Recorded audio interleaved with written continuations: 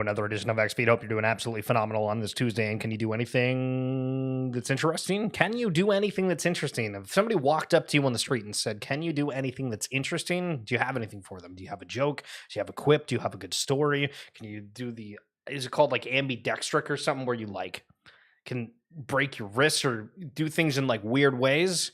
Or are you just like normal and average?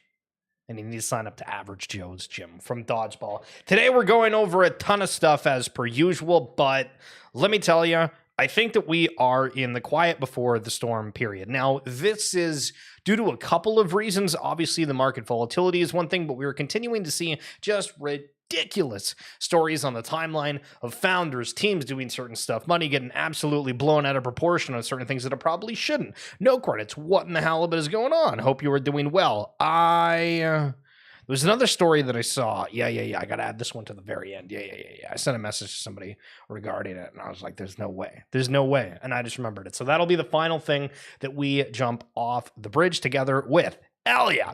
All right. Just a reminder as well, if you check down in the description below or in my bio on X, if you want to listen to the RWA Segments podcast, got in with Mr. Matty B in depth about their focus on abstract chain, about ownership as a whole, and it's an absolute banger. So if you guys are looking for something that's like 20-25 minutes for your car ride, gym session, whatever it may be, or half a gym session, apparently you're supposed to go for a while, be sure to check that out. Tokenized treasuries eating the world. Everybody keeps talking about real world assets, but what kind of big players are in the space? Just in, BlackRock's Biddle Fund paid out $4.17 million in dividends in March, $3.5 million of it on Ethereum, and ultimately reached 25.4 mil in dividends, registers record for monthly payout in March, and it's the largest ever single month payout for any tokenized treasury fund distributed seamlessly across 7 chains. So it's not just on one, but tokenized everything is coming, and these are some of the reasons behind it. More than half of the top NFT gaming collections on OpenSea come from the Ronin network. This is all you need to know. It's kind of interesting when you think of some of the different marketplaces, right?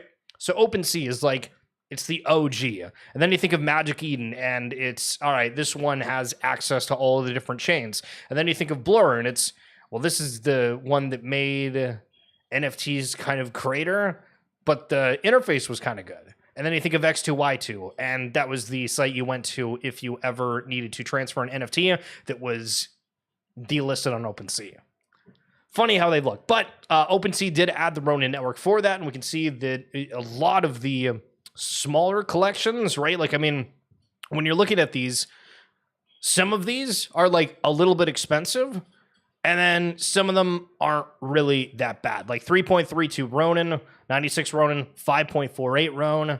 Sometimes it's just all about the volatility within it. And interesting to see, as we see all these networks come out, how does Ronin play on that regard? Crypto is full of people who will ask for a meeting, book your link, no show, apologize, reschedule, ghost you again, then vanish completely. Crypto's full of a lot of weird people, and you just kind of have to accept that that's the case. All right, Savage Studios with a look at 4 different games and newly launched tokens. Now, you might be familiar with Off the Grid. You might be familiar with Raven Quest. I feel like I've heard of Chrono Rush, and that's from Portals, which is the like metaverse sandbox type of deal that's on Solana. Similar to how like Star Atlas sort of got its name early, being like, hey, this is the big game that's on Solana. Portals is like the big metaverse world on Solana. And then Low Life Foams? What the hell is this? Anyway, let's get into it. Raven Quest, the chain. It's built on Immutable and Ethereum. The utilities equip Raven cards with cosmetics. And again, this is a pitch to sell you if you want it, right? So like, take this into a grain of salt and be like, okay, this is a tweet directed at you, somebody who's kind of into Web3, thinking, do we want to get into it? Maintain community lands and pay for effort potions. Purchase Patreon memberships in exchange for silver. You can earn by completing bounties, earning silver and exchanging it for Quest. Launched yesterday at 11 cents, currently up 18% from launch with a 125 mil fully diluted value and 500,000 in 24-hour trading volume. So here's like a quick little video. It gives the, what the hell is the game? It's not Heroes of Might and Magic. Well, it kind of is. One of like the really big retro ones. Yo, T knows what's going on. But there's a main game that's like, oh, Age of Mythology. That's what it is. It's kind of gotten that vibe. So once again, that's for Raven Quest. All right, let's continue on. Off the Grid. It's on Ethereum. Universal in-game currency for all first-party titles, including Off the Grid. Powers all in-game trades and transactions. Exclusive currency for gas on the Guns network. You can earn by completing missions, extracting hex rare loots, and engaging in PvP. Hardware validators earn gun for validating on-chain transactions. And it's got 495 million fully diluted value. And I think I've seen this clip before, so this might have been the same person that posted this prior, but still cool. All right, Low Life Forms. This is on Solana. Purchase weapons, skins, and other in-game assets. Stake for passive rewards and exclusive in-game benefits. Is that a purple dude? This feels like the Guardians of the Galaxy type of vibe. And it looks like there's some different like filters of the worlds themselves. It's funny when you look at all these different games. They look just so different. My auto runner I built with Grok looks more fun than Raven Quest. I feel like that wasn't a great video, so I want to hold out judgment. So how to earn completing missions, winning battles, and participating in tournaments. It's currently at a 12 million fully diluted value. I mean, going back to these, like, it's insane how high some of these are, and then other ones are just like not there. So Portals, Chrono Chain, it's on Solana. Burn to earn Portals token. Whoa, sorry. Something happened there. Governance rights over the financial districts of Quantisa Alpha. How to earn Playing Chrono Rush airdrop to select Solana NFT collection holders. And the fully diluted value is 689,000. Holy sh! So this one is the highest market cap of all of them. Would you have guessed that going into them, looking at the 4 different ones? I don't know if I would. Yo, Roar, what's going on? How we doing? I don't know if I would have put it that high. Like, I'm not getting like the vibe of like the full game for this. It's kind of like the Raven Quest one where I don't know if it's like the best video to show off like what the game like actually looks like. Also, did anybody buy one of the Solana phones? I bought one of the Solana 2 phones like forever ago. Is it called the Seeker now? Apparently they're shipping in summer of 2025. I don't know if I even need a new phone. Maybe I'll use it for recording or something. I have no idea. I bought it at the time, and remember there was all those airdrops that were happening randomly with coins. For the first one, people were like, oh, this is great. I FOMO'd into it. I probably shouldn't have, but that's okay. So back in the day, I mean, even still now, we have partnerships being formed between different collections. Now, what's more interesting is, generally speaking, partnerships haven't necessarily been like uber beneficial, except from like exposure and whatnot, but this is kind of interesting. So for Gotten Rune's Wizard Cult for the Runiverse game, get ready to earn Pixel. Yes, from the Pixels game itself. It's a different one, kind of cool cross collaboration. And then the founder of Pixels, it's called Pixels Online, I should say, saying you will also be able to stake Pixel to the Runiverse game for a share of our rewards in our upcoming staking system. So you look at any collection, each of them have different token distributions, but everything is tokenized. We understand that, right? And there's not necessarily a whole lot of commentary around the fact that everything is tokenized right now, because you're here and you're understanding it. But you can just sound brilliant by going to people that you know that aren't in crypto and just say everything's getting tokenized, and you look like an absolute genius in a couple of years, hell, by the end of this year. Random predictions. Crypto will be mobile first. I've seen a lot of people saying, I don't have the right PC. I have mobile. Why isn't this more accessible? There's a lot of people that only do things on mobile. For some of you, myself included, we probably do everything on your computer, like everything. Like, sure, you'll watch videos, you'll message people and whatnot on your phone, but you're not really like a hardcore gamer. You'd rather like get on the PC and do something that way. There's a lot of people that are mobile first. DeSci is useless. I still don't really understand what that is. I think we read an article once and I already forgot about it. But DPen will onboard more users than meme coins. That I agree with, because a lot of it is just running physical infrastructure. And on that RWA Segments podcast, again, if you check the description down below, if you find the episode that I did with Scott Fu, it was the one on Peak Network. Off the top of my head, I don't know how long ago it was, but I think it was this year.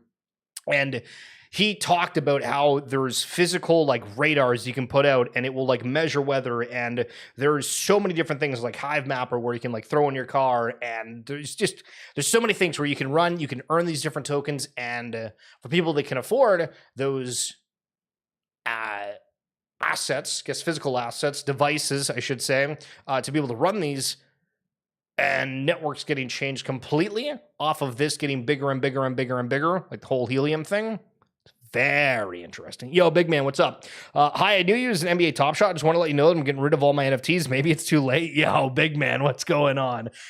So are you talking about NBA Top Shot, or are you talking about some other ones you ended up purchasing afterwards?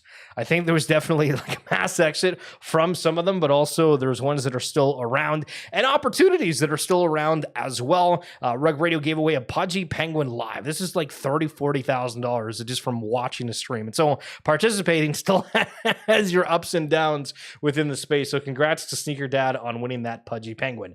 Major League Soccer, highlighting just the fact that they've changed their crest over the years. And you can see, generally speaking, it's been very similar, but hell, having those physical collectibles of the jerseys. I remember I used to have one of like Toronto FC, and it would have been, I think it was this one, was one of the year that I ended up purchasing it, because I want to say they came in the league a little bit later than the original ones.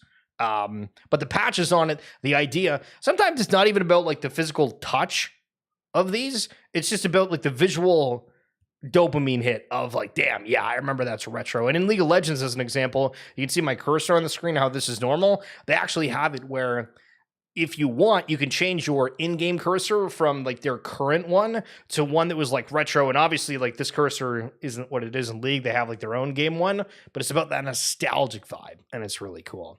All right, Charlie G with some takes. What do we got? Do we got spice? Do we got some burnt? Do we got good stuff? What are we cooking with?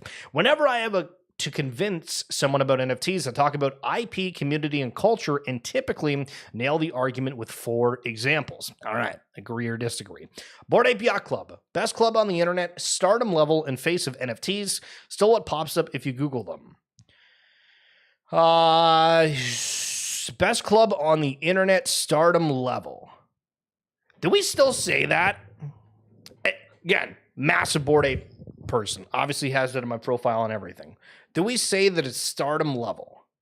I mean, I guess in Web3, like it feels in Web3 now, this year, compared to more, I would say, than other ones, is everybody's segregated. And I know that I make this argument all the time, but we used to have it where people saw CryptoPunk and they were just like, that person's made it. That person's a trader. That's like a universally recognized status symbol.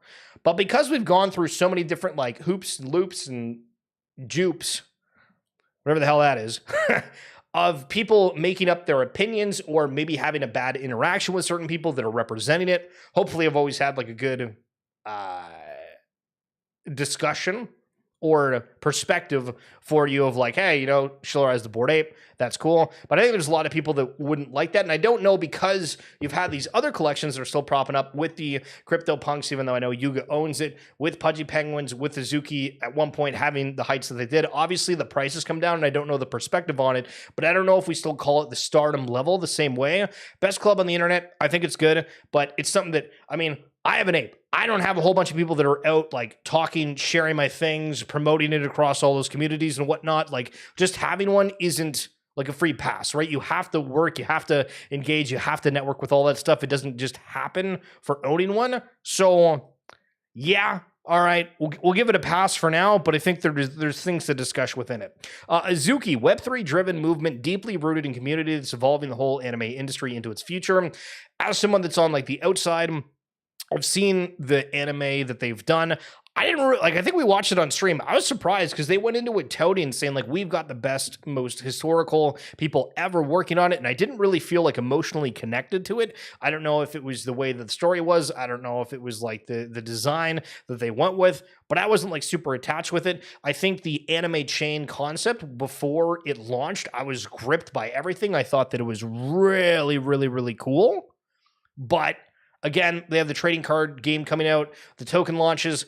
I don't really see them advocating or showing or like introducing me to anime, right? Like I'm on Web3 X, whatever, all the time, and I'm watching things, and I don't feel like, okay, following Izuki has made me care more about anime, if that makes sense. And I don't mean that in like a disrespectful way. I'm just like, okay, I'm kind of waiting to see more on what that is. Roar, the whole anime industry, this guy lives in another universe. Well, I mean, people do talk a little hyperbolic at times. Okay, Pudgy Penguins, breakers of bubbles with their toys and worldwide gifts in every single chat on Earth. So I totally agree with the ending here with the worldwide gifts in every single chat. You can find a Pudgy Penguin meme, gif, whatever for anything by far. Totally agree. Breakers of bubbles with their toys. I feel like it's almost odd that Pudgy Penguins are known so much for their toys, when I feel like they have other components that are cool with it, right? Like within Web3, you had so many different people leading around the Pudgy Penguin drop that were changing their PFPs, and it felt like a cultural movement, but then it felt like kind of shitty when everybody just stopped, right? Like as soon as the Pudgy hype was over, almost everybody reverted back their PFP, and it wasn't the same, but in that moment, it felt like they were on the top of the world. And so I think there's a lot of cool things that they're doing. I saw that they posted that they were going to do like a little Pudgy like animation casting call for characters within it. And I think that it will be very, very successful overall. But yeah, I mean, I think for me, honestly, like the gifts and everything at the end is like the biggest thing. Toys are cool, but it's not something that I'm like, oh yeah, like I want to go out and buy a toy, but I'll absolutely use their memes wherever possible.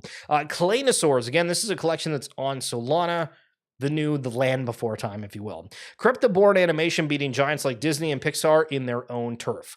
I feel that Claynosaurs is really, really good. It's cool, but I don't know if it's broken any sort of Web3 barriers or convinced many other people to get on board. And let me try to rephrase that. I was somebody that grew up that loved The Land Before Time. Obviously, we're older, and sure, we can go like, oh, do you still like stuff that you were a kid? And this is a little bit, I don't even know how to like word it, because it's like, these are like cute characters, right? It's the same thing with Pudgy Penguins. It's like cute penguins, and people are into them no matter the age. And Claynosaurs, I think it's sort of similar, but I don't know if I've seen anything that's maybe be like, yeah, I need to go out and buy Claynosaurs or participate within their community. And I think that arguably we can make that problem a case for all of these collections, right? How do you get involved with any of them? Unless you're just like playing a game. Half of them don't even have games to begin with you can enjoy. But how does it break barriers of just the people that own the NFTs that can be in the chat room? What's going to be different about them? So, I mean, I think it sounds really good when you're talking to somebody that has no idea, but I think there's a little bit more nuance when you really kind of like peel back the layers, like onions in Shrek 1, you know, these like, yeah, onions are layers, ogres are like layers. Okay, Jake Lucky, G2 Esports have announced they will be forming a football club for the Kings League in Germany. Esports into sports. Oh. So it just goes back to the argument about IP. Do you have a big fan base? Do you have something that people love about, that people will pay money to attend and or watch? You can just keep going with things. Sham did with maybe the best tweet of the day. Being in public and hearing the word crypto has the same effect on me like a dog hearing the word outside. You know, you ever have like an animal and you're like, outside? Or like you shake the chain and they think that you're going out for a walk? I mean, walk would probably be better than outside. I feel like more people say walk than outside. But great, true. Anytime you ever hear people talking crypto, you're like, do I say something? Do I ignore it? Do they sound intellectual? Do they not? If you want a feel bad story, this one's for you. From Walshy. A local dude that I know recently showed me this, and I told him that he is $40,000 deep into trying to recover his funds and has pawned a truck, a snowmobile, and took credit card debt over it. Broke my heart to tell him that it was all a scam. Older dude, vulnerable, and gullible.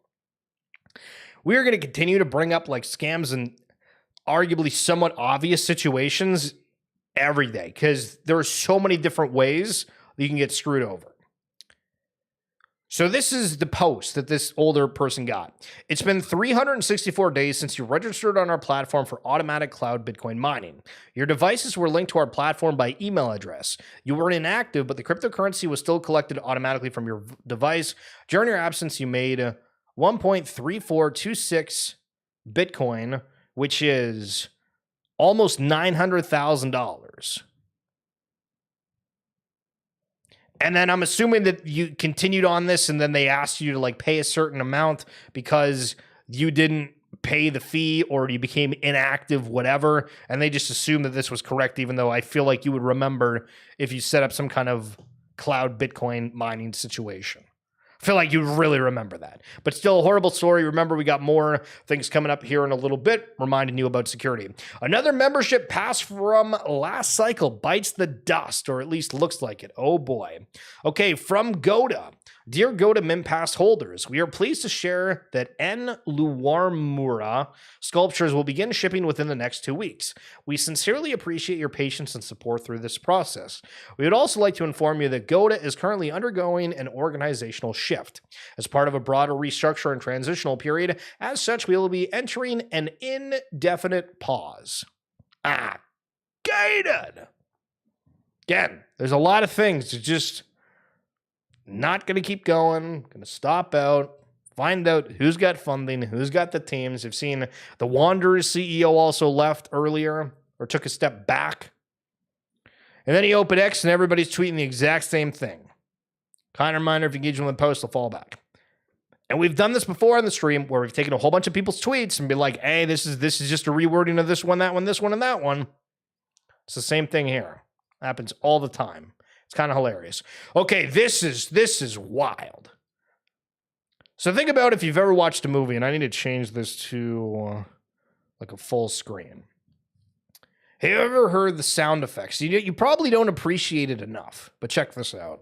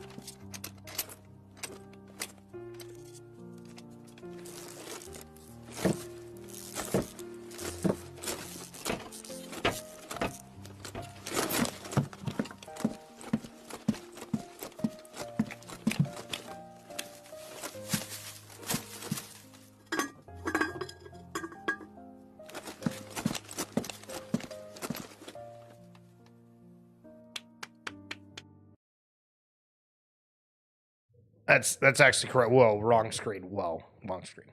That's crazy. Is that not cool? Shows the skill. The behind the scenes. Gotta love it. Gotta love it. There is so much PTSD in Web3. People are being taught to approach the space from a fear mindset, in my opinion. Why are you still here if it's so bad? How do you... So Big Man. We'll use Big Man as an example, right? So Big Man came in here and says... Yo, what's going on, brother? I'm like, what's going on, man? He's like, I was back in NBA Top Shot days. I'm like, hell yeah. Like, I'm probably going to sell all my NFTs now. Fair enough.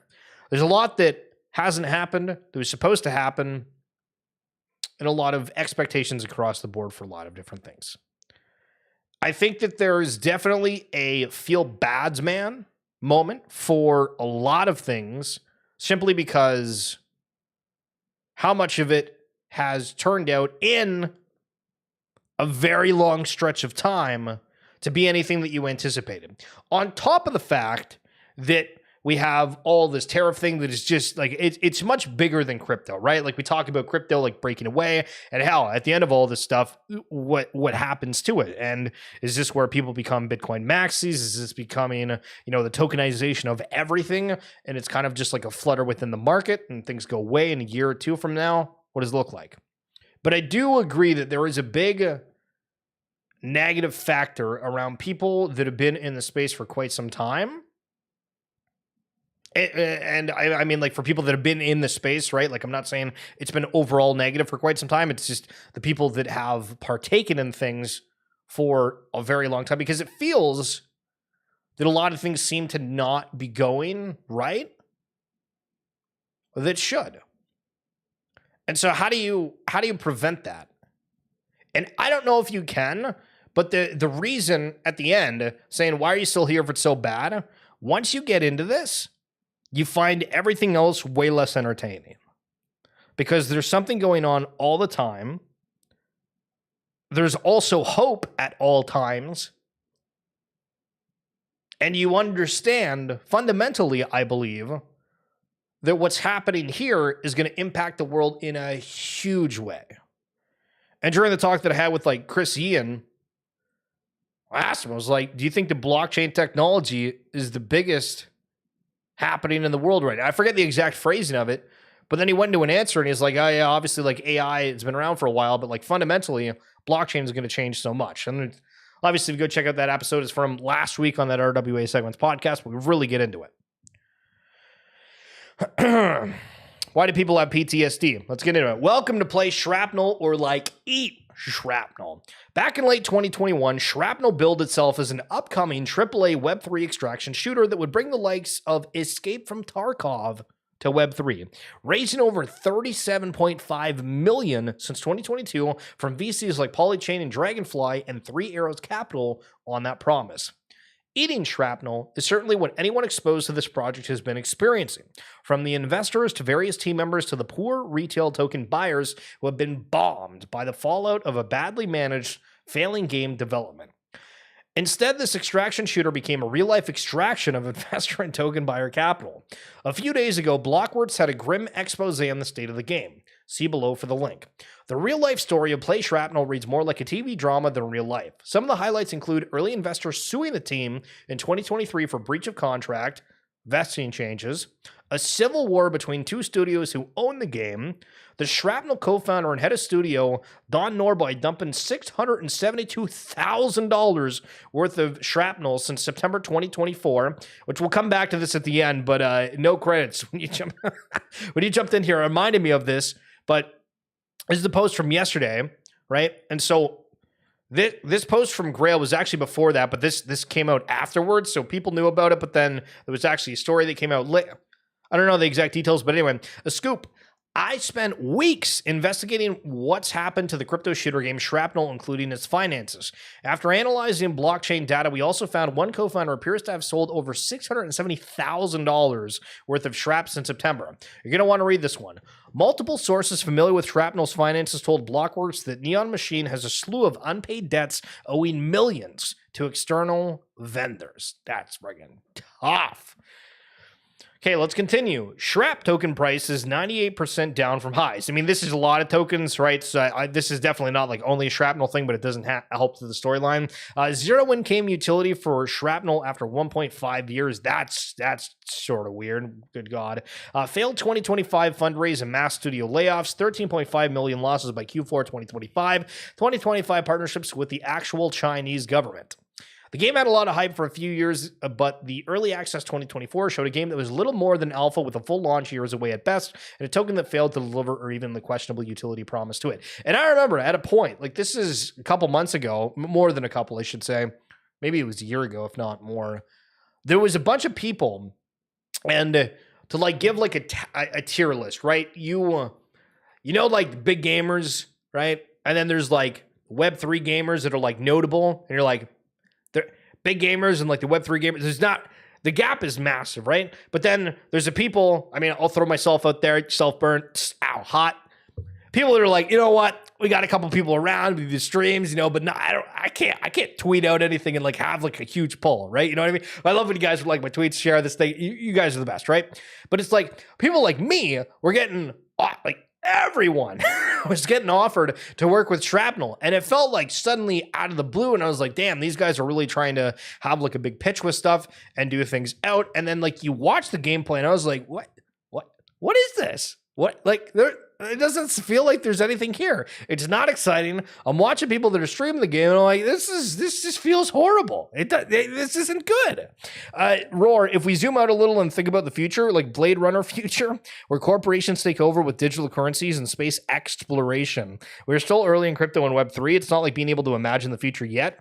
Looks like it just sparked the core of it and the future will come. For the long run, what choice do we have anyways? We like it. True. I agree. And I think it goes back to the conversations back in 21, 22, 23. I mean, even last year when we had the conversations of like, yo, we're on a 10-story building. Are we like on the first floor in crypto? Are we on like the 8th floor? Like, where are we in like crypto's adoption cycle? And I think all of our calls previously were wrong. It feels like now is more of that. I don't want to go over the rest of that because it's more negative, but like obviously clear reasons why there's some PTSD in the space. I absolutely loved Magic the Gathering. And I was thinking about this earlier. Why did I stop playing? Well, the fact you have to keep buying the new sets all the freaking time. Obviously, there's modern and other stuff, but one of the cool things that they have done for collectors is do IP mashups where they've done certain things or they're about to with like Final Fantasy. SpongeBob, there's a card where it's like official branding. I think these partnerships. You see a couple of them in Web3, they're great. The ones that get beyond, even better. The Ape DAO clawbacks begin. Oh, we've been super negative about the ApeCoin DAO, but if they're doing clawbacks, this is going to get interesting. If you took funds from the DAO and didn't build what you said you would, prepare to give that money back. Won't call people out, but so many AIPs come to mind when apes in museums. And this is a quote tweet to ApeCoin saying the new Ape Foundation administration will be reviewing all past AIPs to determine which have been fully implemented. AIP authors who have received funds from the DAO but failed to deliver what is required by the AIP will be held accountable. Okay, so before I go to the next slide here, do you think that this will actually be able to be enforced? Or what's your perspective on it immediately reading that? Because for me, I was like, that's a great first step. But whatever process this is, what the hell is this? Prepare for Windows 10 end of support. Starting October 14th, Windows 10 will no longer be technical support. Ensure you update the next time. Yeah, has anybody done that update? I tweeted about it forever ago. Does it wreck your PC or can we just go with it? I don't know if I'm going to have to buy a new computer if it's going to shock it. I'm assuming it's going to be fine. Okay. It's like painful to read these things. A few have asked, is there clawback language in DAO agreements? The answer is yes. What's the process of actually clawing back the funds? I'm not an attorney, but since the ApeCoin DAO is a Cayman Islands foundation, the process would look something like this. This is where it's like all hope gets lost, in my opinion. Maybe I'll be wrong. The DAO would sue in the Cayman Islands. They'd get a Cayman court judgment. They would try to enforce the Cayman judgment in the country where the grant recipient lives. The local court where the grant recipient lives would evaluate the case and choose to enforce or not enforce. If the judge is recognized, then the DAO would try to collect. Long story short is it will be very expensive, lengthy, and complicated to actually claw back the funds. Yeah, so sounds good. But we got to do something about just making it harder to get funds in the first place. But if you're a celebrity, it's not hard at all. Just tweet you're doing the coin and people buy it. After taking in less than 10% of the target raise, Conor McGregor has removed all mentions of his token on social media. But they raised $304,000 American in USDC. God damn it, man. What are we doing? Probably one of the most clever phishing campaigns I've ever targeted by. Almost fell for it. So this is an email that you could have gotten, and you think that if it was at Roar, at Big Man, at No Credits, at T-Doge, hi, insert your name. Recently you posted content on your page that has been flagged for violating our policies. Review the content. Then you click on it, you sign in with your account, everything's gone. Keep your head on a swivel. Never trust anything. So there was another mint on ApeChain, of course, that people are freaking out about, saying that this is a sham, it's a scam, all this stuff. But it was made through an ape launch pad. And so Blever is, we could call it like Tradeverse for people that are familiar with the Root network, but this is on ApeChain. And the founder responded saying, have been investigating this all morning and talking with the founder. Funds will not be released until we hear from all parties to get to the bottom of this. So that's actually cool that there is some sort of catch within there where it doesn't just happen. But it's kind of terrifying that this is still the case and you have to be over the top. Alex Ovechkin is now the NHL's all-time goals leader. Hell yeah. And look at this. Would you want to buy this digital collectible of Alex Ovechkin becoming the NHL's top scorer? What if it's available for only 24 hours? How much revenue do you think the NHL would bring in on that? I mean, hell, I might even buy it, right? $5-10, whatever. Be like, all right, you know what I mean? It looks nice. Yeah, it looks nice. So you go over to the NHL all day. Yo, Trader Pops is going on. Will Fluff NFTs ever make a comeback, bro? Thinking about rotating into Seekers. So I moved one the other day to get more silo, and I lost like 500 future score. So realize you were going to get like killed on your future score if you end up moving it. That's the only catch. My fear is that like for Polymos is it doesn't like I don't know if it's going to be only lands. I don't know if you're going to be able to do fluffs with it. I'm like kind of cautious about the Polymos like lending though, because I don't think you're going to be able to keep your future score if you end up trading them. And we have no idea how to value root points. So there's a couple different ways to look at it, but happy to discuss further if you want. Okay, so back to the Alex Ovechkin thing, but you go to the breakaway, right? Like this is the NHL. They're on Suite, whatever the hell that is. They got the Alumni NHL Players Associate. Like this is all officially licensed. And on the homepage, it just says like select your team. Why isn't this like the big ad of Alex Ovechkin? Okay, so $8.95, the Great Chase Pack. What is this? Let's check. Is that moment right there? Chase greatness like Alex Ovechkin. Pursued Gretzky's record. Oh my God. So they've only sold 400 of whatever this is. The most career goals ever scored by an NHL player. And I should clarify that the image we just showed a second ago, I don't actually know if that's even being sold. NHL just had that as their thing, so it might not even be an NFT. You have an exclusive chance to pull Ovechkin's etched in ice highlight commemorating his 894th record tying goal. So the tying goal. It's not even the real one. This pack includes 2 guaranteed core highlights. I mean, I should be a little bit more considerate, right? Like maybe they got to go through some of the steps to come up with it. Highlight list. Do we get to see what this is? Oh, it gives you like a document of all the things. I don't know. So this is like just the thing though. It's like, all right, you kind of have it, but it's not front and facing. That's like a huge collectible that's actually kind of cool. This one's like Tyne, $8.95. It's a good price, but who the hell is talking about it, right? You have something here, but I haven't seen a soul talk about it except for myself. Feels tough.